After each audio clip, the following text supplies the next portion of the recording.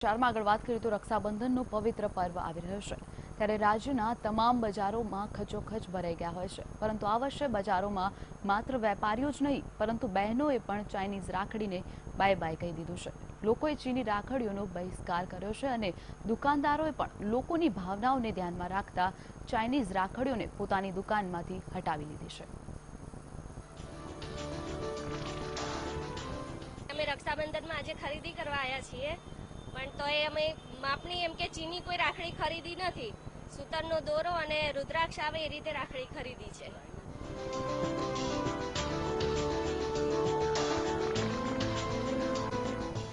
મેં અલગ અલગ રાખી જોઈ, જેમ કે ભીમની છે, પછી ડોરેમોનની છે, સ્પાઈડરમેનની છે, મોટું પતલુંની છે, એવી અનેક રાખી જોઈ।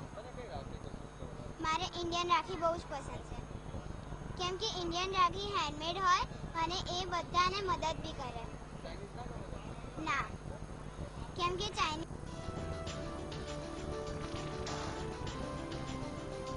રાખડીઓના બજાર રંગબેરંગી રાખડીઓથી સજી ઉઠ્યા છે। ભાઈના હાથ પર બાંધવા માટે બહેનો રંગબેરંગી રાખડીઓની ખરીદી કરી રહી છે, પરંતુ આ વર્ષે રાખડીના આ બજારોમાંથી ચાઇનીઝ રાખડીઓ પણ ગાયબ છે। તેની પાછળનું કારણ છે સિક્કિમ અને ડોકલામને લઈને ચીનની ખોખલી ધમકીઓ। ભારતમાં ચીની સામાનના બહિષ્કારને લઈને એક તરફ ચાઇનીઝ રાખડીઓનું બજાર ઠંડુ છે, જ્યારે બીજી તરફ લોકો પણ સ્વદેશી રાખડીઓ ખરીદવાનું વધુ પસંદ કરી રહ્યા છે। हम लोग इंडियन राखी ले रहे हैं, चाइना का माल अभी नहीं ले रहे हैं, क्योंकि इंडियन चाइना से जो भी गृह युद्ध चल रहा है, जो युद्ध वगैरह चल रहा है, इस चक्कर में हाँ जो भी जनता है अभी जो इंडियन माल ही ले रही है। और मार्केट में बहुत सारी राखियाँ, कई तरह की मार्केट है, लेकिन इस बार देखा जा रहा है कि मार्केट में ज़्यादातर इंडियन राखी रखी गई है और हम भी इंडियन ही राखी लेना पसंद कर रहे हैं। चाइना से आजकल जो इंडिया का डिस्प्यूट चल रहा है, उसके कारण हम नहीं चाहेंगे कि हम चाइना मेड हम चीज़ें अपने इस्तेमाल करें।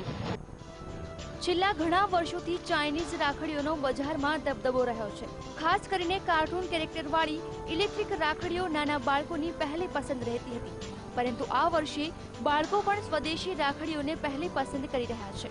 મહત્વનું છે કે દેશની અનેક સંસ્થાઓ ચાઇનીઝ સામાનની ખરીદીને લઈને દેશભરમાં મુહિમ ચલાવી રહી છે, ત્યારે હવે આ સંગઠનોની મુહિમની અસર બજારોમાં જોવા મળી રહી છે। ડોકલામને લઈને ભારત અને ચીન વચ્ચે ચાલી રહેલા વિવાદની અસર હવે બજારોમાં પણ જોવા મળી રહી છે, ત્યારે સમજી શકાય છે કે રક્ષાબંધનના પર્વ પર ચીની સામાનને લઈને આવી પરિસ્થિતિ છે તો તણાવ વધવા પર દિવાળી સુધીમાં ચીની સામાનના બહિષ્કારને વધુ વેગ મળી શકે છે। Bureau report, VTV news.